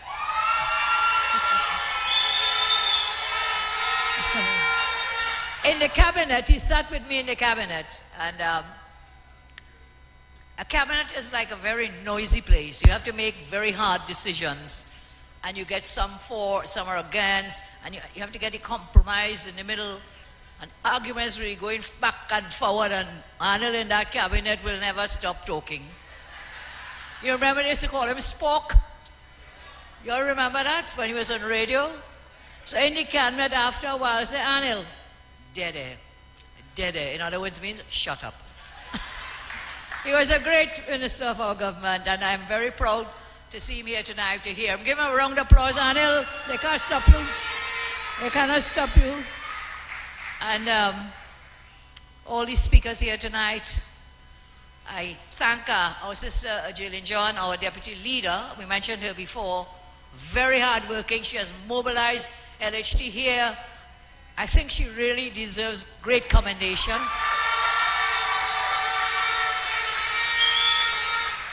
As I thank her for working this seat and working it very hard. And I love the words of Saddam Hussein when he said, we have to take La Hoqueta Talparo out of foster care and bring it into proper care.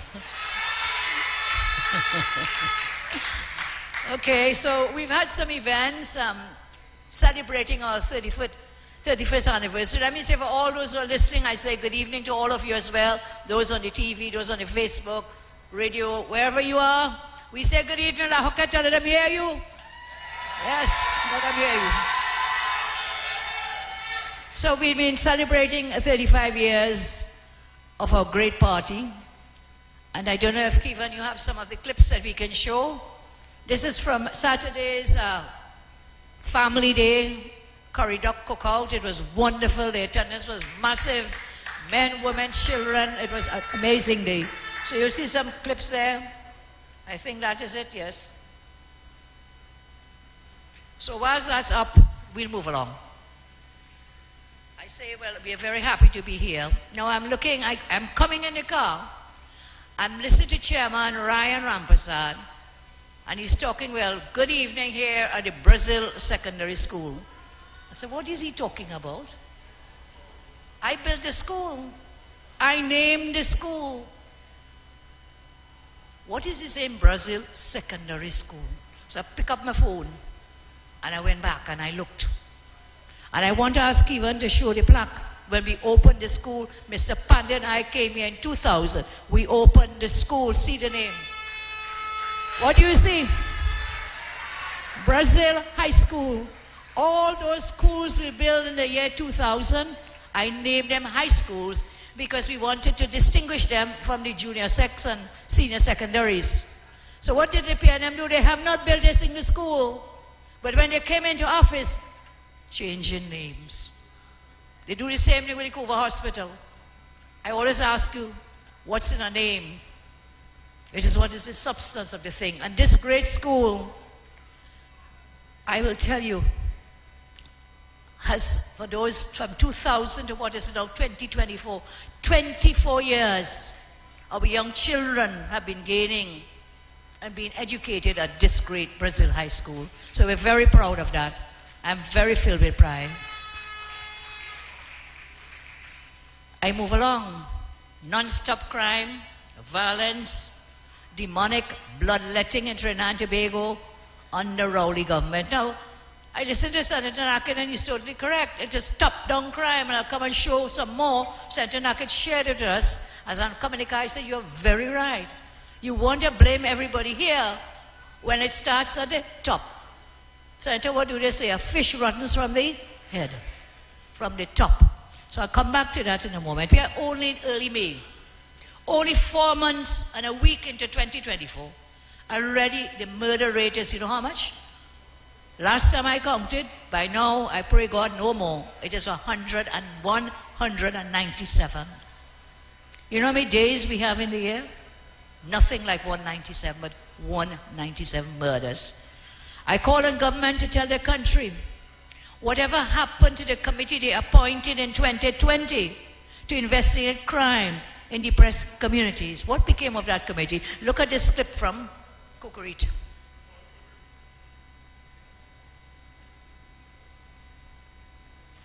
Coming up, Kevon. There you are.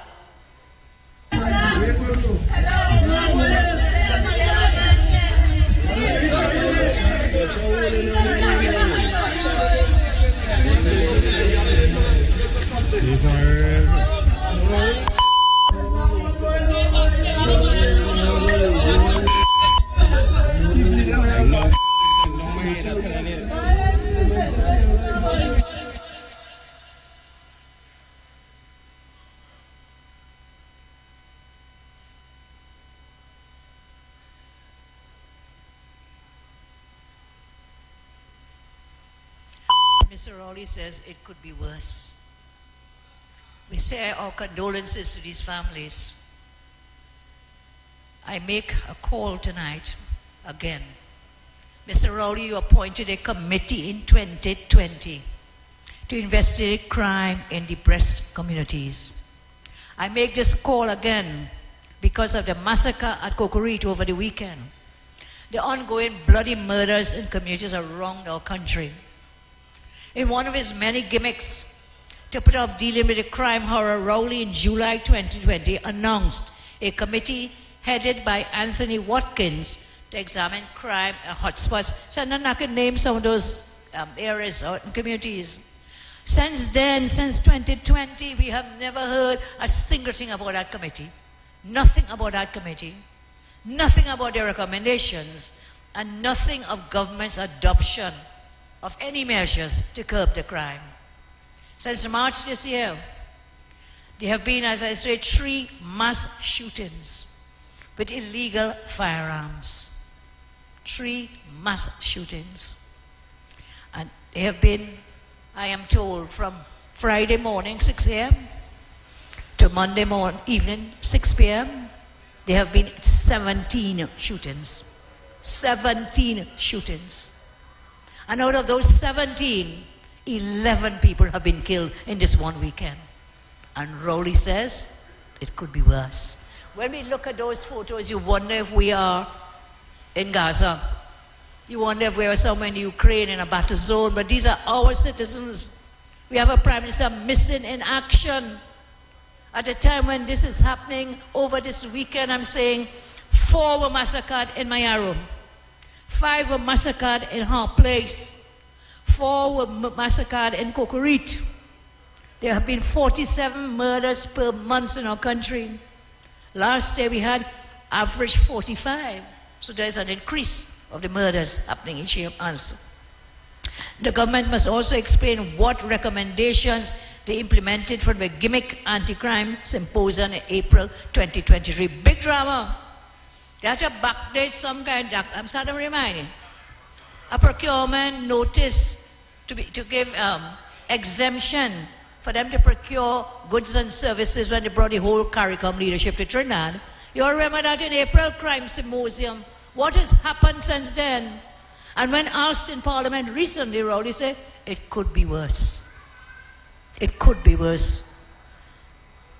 The government explained, what about the recommendations about control of illegal guns, drug trafficking, improve intelligence gathering, a new arrest warrant treaty? Not one of those has been implemented. So every time they do a probe, they hold a big meeting, nothing happens. Nothing happens. Anytime there's an outcry of something in this country, they call a consultation, they call a probe, they make a report, and then nothing. Nothing happens. What happened with the Paria divers up to today? Nothing.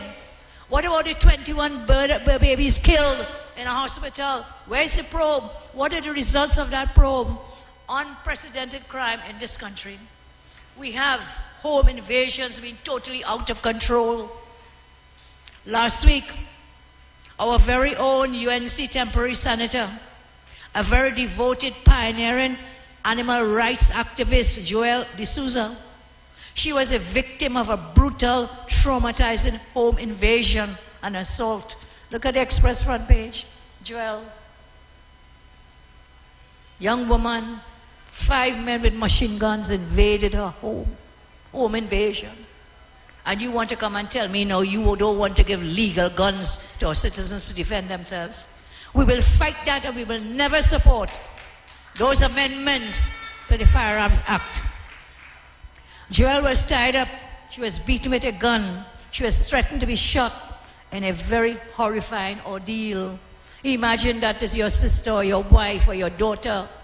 Imagine that is your mother. What does the government have to say? We saw a woman from Kelly Street, Piarco. She was set on fire in a home invasion. Imagine home invading criminals lighting people on fire. A few weeks ago, they lit a home on fire with people inside the home. Home invasions are totally out of control. DJ Sheriff has put up a post for us. Woman 66 set on fire in home invasion. UNC, I tell you. UNC, I tell you again. We support stand your ground law and legal firearms. We will bring stand your ground laws with home invasion laws, make it easier for law-abiding citizens to get access to legal firearms. I fully support the right to bear legal firearms for law-abiding citizens so that you can protect your families. Saddam spoke about this new piece of law that they want to bring to the Parliament. Here it is. It is amendments to the Firearms Act. So they're doing consultations. Of course, they're not consulting with you. They're consulting with the outgoing Commissioner of Police, because her contract expires in a couple of days. So is she gone? Or who knows? She may reincarnate and be reborn again. Let's see what happens. Under this PNM, death could come alive. So they want to create these safe spaces. This wicked government, they want to make it harder for you to get legal firearms. And they want to take away those who already have legal firearms. As I say, we will fight them. They're doing everything they can to help criminals attack you. They are recommending, as Saddam told us, the gun-free zones, which is a parliament. He told us courts, schools, colleges, universities, childcare centers, bars, banks, places of worship, and any government or private buildings declared by the minister. So this is just a list, because then what they will do, the minister will come and just keep adding. And the next place they'll say is in front of your house. You can have a gun in your own house to protect your family. That now becomes a safe zone, because your home is your castle. Your home should be the most safe place in the world. So you declare your home a safe zone, so you can't get a legal firearm. When gunmen come to your house and attempt to rape your daughter, to rape your wife, to rape your sister, I ask the men in this crowd, what do? You stand your ground. You must stand your ground. We must give you the law to protect your families in your own home. Do you agree? Do you agree? Legally, you must protect your families. Andrew tells us about his 9-year-old daughter. You may have a 5-year-old or 6, 10, 13, whatever age, man, wife, children in that home. Your duty first as a father and a husband is to protect your wife and your children. And we will give you the power. We will give you tools for you to do that. You watching me? I'm asking you, will you agree? Do you agree? Do you agree? Basically, they're saying you cannot have a legal firearm in any of these safe places. So you will have to leave it at home. As Saddam explained, you're going out and so on, leave it. Now, I think the most important point that identified by MP Saddam is this.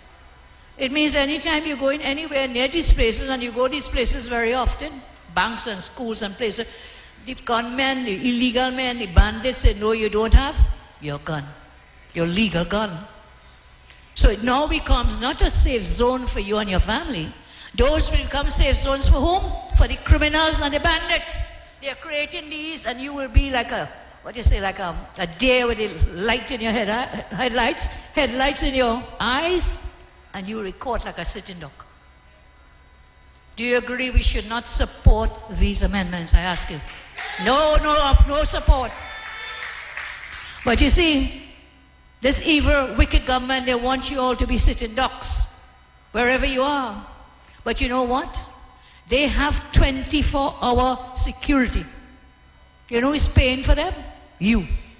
The taxpayers are paying the protection, special branch security, police for these ministers of government. But they don't want to protect you, to give you a legal firearm to defend yourselves and your family. Here in this constituency, JJ mentioned some of the areas. Let me just share with you. In La Joqueta, Talparo, here are some of the headlines. You have not been spared the crime. Police probe double murder in La Joqueta. TT Loop News. One man gunned down while liming in La Joqueta. Another headline. Murder in La Joqueta. Guardian. Loop News. Las Lomas. In Las Lomas too. Couple shot while driving in Las Lomas. Loop News. Las Lomas shooting leaves 2 hospitalized. Newsday. Teen shot dead in Las Lomas. This is from TV6. San Rafael. Man shot dead. This is in Loop News. Brazil Village. Passenger gunned down. In a taxi. Brazil Village. This comes from Loop News. And there it is. The refusal of these ministers to fire ministers of death. I branded Diallo Singh as a minister of death when our babies were dying in a safe place in a hospital. Today I also brand Fitzgerald Hines as a minister of death because he cannot protect us as a minister of national security, just like Diallo Singh cannot protect our children. Hines tells us it is not his job to keep this country safe. He has overseen thousands of deaths during his tenure, just like his colleague Diallo Singh. Government has made history in our country, where with the most amount of murders and deaths happening under their watch, because they refuse to do their jobs. That is what our country has become. Number 6 in the world as a capital of death. Saddam spoke about the Auditor General. I can't do what Anil did. He's really good at putting over about the Auditor General. What you say is the money, the PNMT for amateurs, some more money. Eh? We are focusing, because this is in the public domain, on the $3 billion missing dollars. $3 billion missing dollars, where they attempted to get the Auditor General to cook the books, to include it, which she did not do. 2 weeks ago, through the Minister of Finance, the government had a constitutional duty to lay the 2023 report, submitted April 24 to Parliament. So I already spoke about that. So it is within the constitutional law, the deadline. By tabling the report, you know what would have happened? It would have become a public document. You know what that means? Anybody in the world, and right you here in LHT, anybody in the world would have been able to go up and find that Auditor Report 2023, telling you where the government got money from, where they spent money, where they borrowed money, all the monies of Trinidad and Tobago. Now, when they table that report, as I say, it becomes public, we can all see how the government spent that alleged 64 billion or 60 billion or 63 billion. As Saddam told us, the numbers keep changing. Emmet and disgraced Laimon used the cloak of parliamentary privilege to attack a long-standing, highly qualified, respected public servant and her entire staff. They are public servants. They attack them in a most vicious manner. And you know all? Because the government, I tell you, they cannot account for $1 billion in expenditure. So yes, one is this $3 billion they want to cook the books. Tonight I will share you, that is what they want to hide. They have spent $1 billion and cannot provide any documentation, any evidence of where the money gone. So in addition to this $3 billion, they're going to cook the books. There's $1 billion that has been spent, but there are no accounts, no documents, no evidence where the money gone. In the report, taxpayers would find questionable payments, suspicious contracts, lack of supporting documents, non-existent trading companies. There were no responses in some instances, and in others, the explanations the government gave totally unacceptable. So I am saying that this report exposes the government's racketeering, the government's cooking of the books, the government's inability to account for their monies. We have seen documents already out which states that a Toko Sandigrandi MP was paid $752,000 of your dollars for government rentals. We don't know what, where, or why, but we know an MP. That is in the auditor's report that they want to hide and they do not want to lay. It means the cabinet is again given one of their own MPs rental contracts. Using another one, yes. Just like Farisal rental, we now have this guy, what's his name? Monroe, I think. Monroe. They have a Monroe rental as well. That is in the book. Monroe. That is in the report that they're hiding from you. And further, let's talk about this report again, about a major item in the report. All auditor reports, they do two things. They have revenue. Revenue is what you get. And then you have what you spend. But we've been hearing about the revenue side, where they want to say they get $3 billion more, or $2. By the time they're done, Mr. Rowley's on the platform saying he brings $17 billion to Trinidad. You hear that? He said when he traveled, he cost $17 billion to come to Trinidad. Well, I dare him. Show me where. Where is the $17 billion? Instead, you spend over $10 billion for all these travelers, and we're counting more because he's going again somewhere, some part of the world. So let's talk about the expenditure side. This report highlights several areas of concern. I'm putting up a slide there, Kevin. Do we have it? This is contained at page 17 of the report. Areas of concern include non-compliance with legal requirements, rules and regulations, and other directives. This is the part of the government. Weaknesses in systems of internal control, improper maintenance of accounting books and records, and breach of rights under section 1162 of the Constitution for the Auditor General or the authorized persons to access all books, records, returns, and other documents about the public accounts. So let's look at the first one. The Ministry of Finance cannot account for $386 million they spent. You heard me? The Ministry of Finance cannot account for spending $386 million. So why you don't want us to see a report? You don't want us to find that you spent $386 million and it cannot, nothing, no evidence where this money gone. What was it about? What did they spend it on?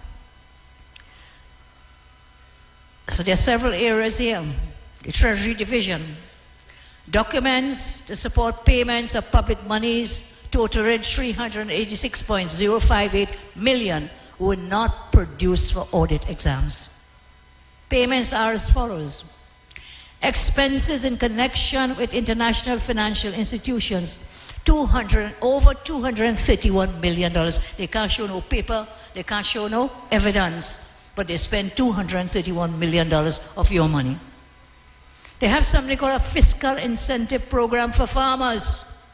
They spent $77.3 million on that, but they can't find a piece of paper. So who are the farmers? Anybody here? Any farmer here? You get any of that? You get that 71 million, Uncle? No. No. To whom were they paid? By whom was it paid? And has to be again P&M Ratchify. $77 million for farmers. And if you find me one Lahoketa Talparo farmer, tell them come on stage and take a bow, because they will have been really God lucky to have got that money. Where the money gone? They spent another $24 million on contracted services. Again, this is where you have public servants, but they're not hiring the public servants. So what they do, they handpick you and you, Mary, John and Leela, P&M party car, they handpick them, and they bring them in on contract and paid $24.7 million. This is just one ministry and one division, you know. It's happening in all of them. $24 million, and they cannot find a piece of paper, you understand, to support to whom they paid this $24 million and for what purpose. Then they have general administration, rent and lease. Who they rent from? Which lease again? $15.3 million, and the list goes on. And it totals about, as I said, $36 million. More than 36. 300, what am I doing? 386 million spent by Ministry of Finance and no documents to prove on what it was spent. So that is one of the things I feel that they're covering up. They don't want us to see that report. And again, if this is so, and it is so, it is in the report, then that is fraud. But more than that, it amounts to misconduct in public office. Misconduct in public office. And somebody will have to pay for that. They will have to pay for that. We will not let them rest. So the question comes now, imagine the FIU, Financial Intelligence Unit, cannot account for $6.3 million spent. This is the same institution which is in charge of suspicious transactions. I mean, if you're laughing, what they say, you'll cry. They're in charge of monitoring suspicious transactions, but they spent $6.3 million and can't find a piece of paper to prove who, how, what, when, why. As I laugh, I said, this has to be the biggest joke for these few days. Minister of Finance must move to provide documentation to support the spending of this $386 million. I ask again and ask with me, where the money gone? Where has this money gone? Minister, tell us. And that is the ministry, Finance, to oversee all other ministries and expenditures. So there are other areas. There is the Ministry of Education in the same thing. Then we have the Ministry of Works and Transport, and I'll come to that in a moment. We have the Judiciary. Yeah, let's get, you know, I spoke last week or a couple of weeks ago about the ticketing system. Anybody remembers that? I spoke about the government abusing ticketing and the demerit point system, using it as like a tax to raise money. What is presented as a mission for public safety is really a scheme for them to collect more money. That ticketing and terrorism against our drivers were never about road safety. It is another tax drive by government, where they use a licensed authority to raise revenue. Tonight, in front of you, again from the Auditor General's report, page 656, the slide is up there. They collected revenue through the Postal Corporation on behalf of the Ministry of Works and Transport with respect to fixed penalty ticket trafficking system. You know what you call it? $74 million. Ticketing, drivers, ticketing them for demerit system, $74 million collected by squeezing. People can't earn a living, drivers losing their license with demerits, fines them. So the wicked government has terrorized our population with tickets to the amount of $74.58 million. So it's never about road safety. It was millions in the pockets of the P&M. The judiciary, it hurts my heart. I didn't want to really talk about the judiciary, but this is so linked with the whole justice system, even with respect to crime and the dispensation of the rule of law and justice. In that auditor report as well, Show the slide from page 20 of the report. The judiciary, the institution which deals with the rule of law in our country, they cannot provide a contract agreement for audit examination for works valued at $34.4 million. Cannot show how they spent it, where they spent it, to whom it was paid. It was for rehabilitation of the Hall of Justice, Port of Spain, $15.7 million. Refurbishment of Marjories Court, $6.7 million. Outfitting of a building, Naparima Road, again a contract there for $3.5 billion. So the judiciary cannot account for tens of millions of dollars that they spent. Are these reasons why they want to hide that report from the public view? One, finance cannot account for the $386 million. The Financial Intelligence Unit, the FIU, cannot account. The judiciary cannot account. And as the days unfold, we will share with you more and more from that report. And that is why we have to ask, is that why they want to hide that report? I saw something interesting as I move along, before I close, in the newspapers over the weekend, where Mr. Rowley's business partner, the son of Mr. Rowley's business partner, has been charged. Over the weekend, and you will see the arrests there, we saw the son of Rowley's business partner, Alan Warner, was charged in connection with a large-scale illegal quarrying operation. His name is Aluko Atto Warner, one of the sons of Tobago construction magnate Alan Warner, is among 8 people charged with this illegal quarrying operation in Wallerfield. The officers reportedly discovered a large-scale mineral processing plant operating without a license. On Friday, young Warner and 7 other men were charged with processing minerals without a license under the relevant Minerals Act. Now let us remember who Mr. Alan Warner is. Alan Warner is Rowley's business partner at a company called Alma Farms in Tobago. He also sold 2 townhouses to the infamous Inez Gate to the Rowley family. Mr. Rowley, I think his daughter, for discounted prices, those townhouses at Inez Gate. Alan Warner is the CEO of Warner Construction and Sanitation Company. They have opened extensive operations in Trinidad last few years. I want to tell Alan Warner tonight to watch out with some of those friends that you think you have. I am informed, and it is alleged, that this raid on the Warner operation and the subsequent arrest of young Warner, son of Miss Alan Warner, was carried out at the request of a PNM government minister. This PNM minister's relative is associated with illegal quarrying operations inside the same Wallerfield area. I am told that the minister's relative has complained that the Warners have been selling more aggregate at lower prices and so reducing sales to the relatives quarrying. This minister coordinated, I'm told, allegedly, for the arrest of the young Warner to protect their family's relatives' business interests. So the TTPS must say why the Warner operation was targeted, but others in the same Wallerfield area were not. Many others are operating in likewise. And that is a question on many people's minds. So wait to see if similar action will be taken against the minister's relatives and the illegal quarrying operations. I want to ask something. Is it true that the Rowley government is refusing to pay Mr. Alan Warner monies due for work that he has done? Is that true? Have they turned against their business partner? And is that why they also targeted young Warner in the quarrying operations? Only time will tell. You know what happens in the dark? Always comes to light. Always come up in light. Now, Saddam spoke about another point which I'll not raise again, which is the attack they've had on independent institutions. For the last few minutes I have, let me just close as I thank you for sharing with us tonight.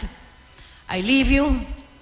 I say to you once more, thank you for your inspiring support of our great party. We all know we will always face challenges in our quest to restore good, all-inclusive governance in TNT. But once we commit as a party, as individuals, as citizens who want better for our country, once we commit to fighting together with strength, determination, and courage, we will overcome. Our country is in deeply despairing times, but we can rescue it. And you know what we have to do. All our speakers tonight told us what we have to do. You don't need gun, you don't need cutlass, all you need is your voting finger. All you need is your voting finger. We need to come together hand in hand and heart to heart as we go forward. That index finger may hold a pen or the stamp that you use in the voting booth. But it is what makes the difference. It is the heart that makes the difference. That is where you make the right choice to vote for the UNC to win. I know that we will be victorious. So I ask you, are you ready to win? Are you ready for victory? And La Hoqueta Talparo, all the boasting you all did tonight, you'll be number one when the results are called, when the roll is called up yonder. La Hoqueta Talparo with the number one seat in the house of the rising sun. I say we are UNC and we are proud. We are UNC and we are proud. The code is? Yellow is the code. You have had leaders before me, I tell you. You will always have leaders after me. But you will never ever have a leader who loves you as much as I do. God bless you. Long live the UNC and thank you.